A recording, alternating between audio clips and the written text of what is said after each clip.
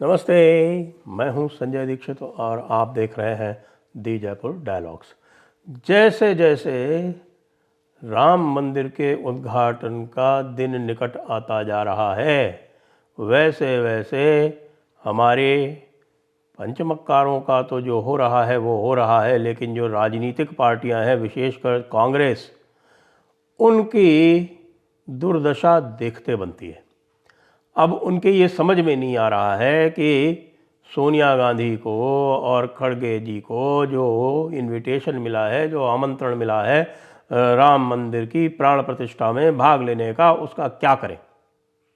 अब यदि देखें आप तो इनके जो स्पोक्समैन हैं, जो इनके प्रवक्ता हैं चैनल्स पर, वो सब क्या कह रहे हैं। वो ये कह रहे हैं कि इसका राजनीतिकरण हो रहा है। जो राम मंदिर में जिस प्रकार से लोगों को बुलाया जा रहा है, या प्राण प्रतिष्ठा में जिस प्रकार से मोदी जी को बुलाया जा रहा है, तो इसका राजनीतिकरण हो रहा है। लेकिन ये नहीं बताते कि जब प्राइम मिनिस्टर मनमोहन सिंह अपने घर में जब इफ्तार की पार्टी किया करते थे, और उस इफ्तार की पार्टी आप जानते हैं कि इफ्तार की पार्टी कब होती है, रोज़े कब रखे जाते हैं, रोज़े के बाद में जो ईद आती है उसका उद्देश्य क्या होता है, ईद क्यों मनाई जाती है। ईद में जो नमाज़ें पढ़ी जाती हैं उसमें ये कहा जाता है कि भाई जो रसूलुल्लाह की जो इच्छाएं हैं उनकी पूर्ति के लिए हमको सबको लगना है। और रसूलुल्लाह की इच्छा क्या है? रसूलुल्लाह की एकमात्र इच्छा ये है कि भाई कुफ्र को पूरी तरह से समाप्त करना है, दुनिया को पूरी तरह से समाप्त करना है। पहले दुनिया में से इस्लाम को पूरी तरह से उसको गाफिल करना है, गालिब करना है। यानी 8.39 जो अल अनफाल, सूरत अल अनफाल है, उसका जो 39वीं जो सूरा है वो ये कहती है कि भाई मेरी यह इच्छा है, या कि जो मेरा जो उद्देश्य है वो ये है कि पूरी दुनिया में इस्लाम ही रहे और बाकी सारे मज़हब ख़त्म हो जाएं। तो ये दुआएं जो हैं वो इफ्तार की नमाज़ों में वहाँ पढ़ी जाती हैं। जो दुआ ख़ास पढ़ी जाती है, जो अल बकरा की 286वीं जो आयत है, वो ये कहती है कि या खुदा हमें कौमुल काफरीन पर गालिब कर, हमें कौमुल काफरीन पर फ़तह दिला। तो ये सारी बातें जो हैं वो जब होती हैं तो वो तो होती हैं सेक्युलर। उनके हिसाब से प्राइम मिनिस्टर के दरबार में, प्राइम मिनिस्टर की रेजिडेंस में ऑफिशियल इफ्तार पार्टी की जा सकती है। लेकिन एक स्वायत्त शासी संस्था जो श्री राम तीर्थ क्षेत्र परिषद है, जो श्री राम क्षेत्र तीर्थ परिषद है, वो एक स्वायत्तशासी संस्था है जो कि सुप्रीम कोर्ट के राम जन्मभूमि के आदेश के तहत, जो उनका जो निर्णय था श्री राम जन्मभूमि केस में, उसके अंतर्गत वो उसका निर्माण हुआ है। उसमें जो श्री चंपत राय हैं, वो वैसे उनकी जो निष्ठा है वो विश्व हिंदू परिषद से अवश्य होगी, लेकिन विश्व हिंदू परिषद भी अपनी एक स्वायत्तशासी संस्था है, वो कोई भारतीय जनता पार्टी की प्रतिनिधि नहीं है। ये हो सकता है कि भारतीय जनता पार्टी की जो कुछ आस्थाएं हैं वो उसमें हों, क्योंकि भारतीय जनता पार्टी के जो कॉन्स्टिट्यूशन में जो लिखा हुआ है उसमें एकात्म मानववाद की बात है। और वह एकात्म मानववाद जो है वो हिंदू धर्म या सनातन धर्म के जो मूल सिद्धांत हैं, जो कि कई अन्य बौद्ध, जैन, सिख, इन सब में, जो भी ओंकार धर्म हैं उन सब में यथावत लागू होते हैं। और वो है कि 4 पुरुषार्थ जो हैं, धर्म अर्थ काम मोक्ष, उसमें से सबके सब धर्म आधारित ही हैं। जो आज का विकास है वो विकास तभी है जब वो धर्म आधारित है। और यही राम राज्य की भी परिकल्पना है। दैहिक दैविक भौतिक तापा, राम राज्य नहीं काहू ही वापा। तो भाई राम से इतना द्वेष क्यों? राम वह तत्व हैं। यदि आप राम को निराकार रूप में या राम को आध्यात्मिक रूप में देखना चाहते हैं तो राम वह तत्व है जो पूरे ब्रह्मांड में रमण करता है। रमन्ते इति रामः, यानी कि बाकी और भी यदि और उसको थोड़ा सा स्थूल रूप में लाया जाए तो फिर गोस्वामी तुलसीदास जी क्या कहते हैं, बंदहु नाम राम रघुबर को, हेतु कृषानु भानु हिम कर को। यानी कृषानु यानी अग्नि। अग्नि का अर्थ क्या है? अग्नि वैसे तो आध्यात्मिक रूप में चेतना है, लेकिन अग्नि वह है जो सभी का परिष्कार करती है। किसी भी वस्तु को यदि परिष्कृत करना हो, उसको प्योरीफाई करना हो, तो अग्नि के माध्यम से उसे किया जा सकता है। तो अग्नि प्रकाश, कृषाणु अग्नि है, हेतु कृषाणु, भानु सूर्य प्रकाश है, और हिमकर चंद्रमा शीतलता है। तो ये जो राम के र, अ और मा, ये जो तीन शब्द हैं, वो तीन शब्द अग्नि, प्रकाश और चंद्रमा के द्योतक हैं।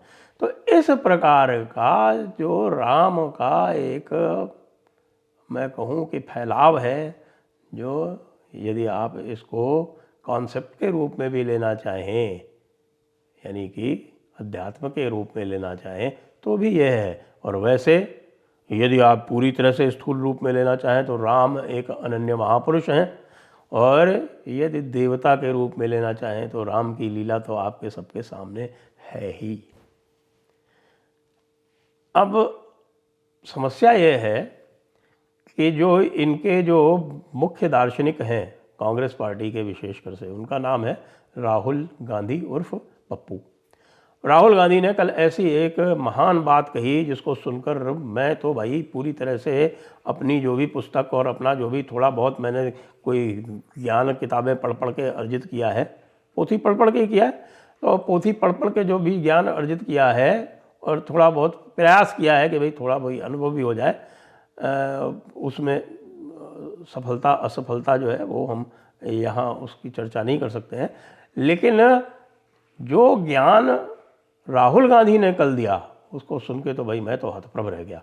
उन्होंने जो परिभाषा बताई और उन्होंने बताया कि भाई यहाँ पर जो दर्शन है वो ये है कि शिव जी कहते हैं कि जन्म हुआ ही नहीं, वेरी गुड, और विष्णु जी कहते हैं कि आपकी मृत्यु नहीं हुई।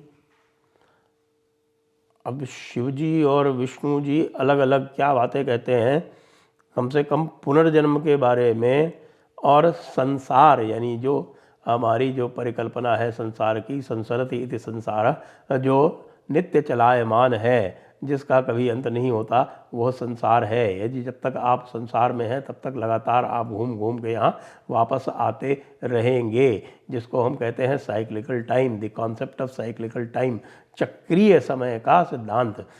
उसकी बात तो भाई शिव जी भी करते हैं और उसकी बात विष्णु जी भी करते हैं, उसकी बात तो भाई जो देवी भक्त हैं, जो शाक्त संप्रदाय वाले हैं वो भी करते हैं, जो गाणपत्य संप्रदाय वाले जो हैं, जो गणेश जी को ब्रह्म के रूप में मानते हैं वो भी करते हैं, जो कार्तिकेय को ब्रह्म के रूप में मानने वाले कौमारिक वाले हैं वो भी करते हैं, जो सूर्य को ब्रह्म के रूप में मानते हैं सौर वाले वो भी करते हैं।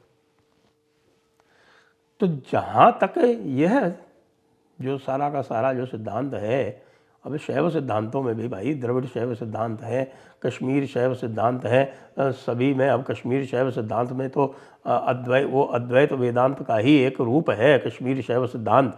और उस कश्मीर शैव सिद्धांत में तो भाई भगवान इच्छा शक्ति भी रखते हैं, जो अद्वैत में ब्रह्म की इच्छा शक्ति नहीं होती है, लेकिन उसमें तो इच्छा शक्ति भी होती है। तो ये सब होने के बाद में ये कैसे हो गया कि भाई आपका जन्म ही नहीं हुआ, माया है। क्या कहना चाहते हैं कि शिव जी कह रहे हैं कि सब कुछ माया है? ये तो भाई माया की बात, तो पूरा अद्वैत सिद्धांत ही मायावाद है।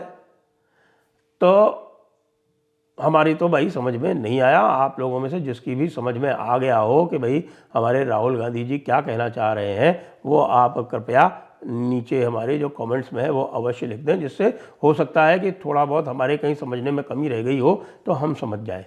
तो चूंकि उनके लिए भाई या तो राहुल गांधी हैं, या तो राहुल गांधी पैदा ही नहीं हुए हैं, और या तो राहुल गांधी जो है पैदा हो गए हैं तो मरेंगे नहीं कभी। और ऐसी दोनों अवस्थाओं में भगवान राम का उनके लिए कोई महत्व है ही नहीं। बातें तो विष्णु जी की कर रहे हैं, विष्णु के अवतार के रूप में राम का चित्रण होता है और राम को स्वयं विष्णु के रूप में, और जैसा मैंने कहा कि पूरी प्रकृति के मूल तत्व के रूप में ही राम को देखा जाता है। रमन्ते इति राम, रमन्ते ब्रह्मांडे इति राम, पूरे ब्रह्मांड में जिसका रमण है वही राम है। तो ये जो पूरा इन लोगों ने आपस में कन्फ्यूजन फैला रखा है कि भाई राम मंदिर में जाने से उनका जो सेक्युलरिज्म नष्ट हो जाएगा, वो पूरा का पूरा उसी आइडिया ऑफ इंडिया से आया है जो पश्चिमी इंडोलॉजिस्ट ने इनके रग रग में, इनके रोम रोम में कूट कूट कर भर दिया है। इसीलिए आज आपने सुना होगा कि सैम पिट्रोडा भी बोल पड़े कि भाई रिलीजन जो है वो नेशनलिज्म, इसका नेशनलाइजेशन नहीं होना चाहिए।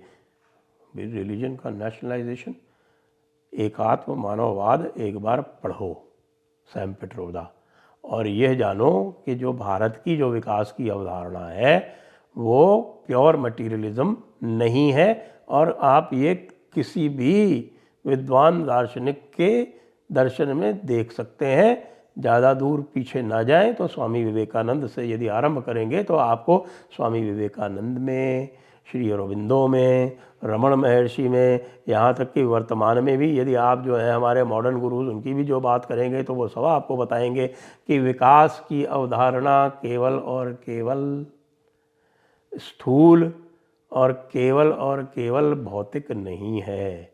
इसीलिए हमारे यहाँ सदैव कहा गया है कि किसी भी आपके जो घटना है उसको 3 रूप से अवश्य देखना चाहिए। अब राहुल गांधी भी यदि उसी रूप में कहीं भी उनमें कोई अंश है ब्रह्म का, तो भाई मैं उसको प्रणाम करता हूँ, क्योंकि भगवान ने भी कहा है कि भाई जिसको कहते हैं कि भाई सभी में भगवान को देखो, तो मैं उनको भगवान देखने का प्रयास कर रहा हूँ। लेकिन भगवान ये भी कहा है कि दुष्ट आत्मा भी होते हैं, तो आत्मा तो है वो। समम सर्वेषु भूतेषु तिष्ठन्तं परमेश्वरम विनश्यत्सु अविनश्यन्तं यह पश्यति स पश्यति। तो भाई राहुल जी, मैं यही प्रार्थना करता हूँ कि आपकी विद्वत्ता का थोड़ा अंश जो है वो किसी भी प्रकार से संचरित होकर हमें भी मिल जाए। जय हिंद, जय भारत, वंदे मातरम।